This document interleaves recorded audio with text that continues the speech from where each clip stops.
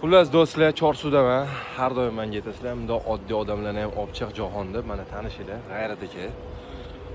Aravakachi bo'lib ishlaydilar. Mana Chorsuda narsa oldim. Chorsu mevadan chiqib keldim mashinani oldiga, gaplashib endi qo'lladim bundoq gaplashib kelsam, ikkita farzandlari bor ekan.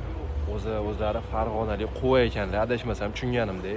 Bolangizni ko'rsating, bola. Xud. O'g'illari ekan, mana bu. O'g'illari Moskvada ishlayotgan. Mashta qarochi Chorsuda arava tortar ekanlar. Qani menga 100 marta gapirasanlar, oddiy odamni olib chiqaylik deb. Bitta like bosib, mashta akkauntlarini ko'rsataman. Instagram akkauntlari bor ekan. Podpiska bosib, поддержка qilib bu publikatsiyani ko'rganinglarda yordam beraveringlar, ana foydali ish bo'ladi.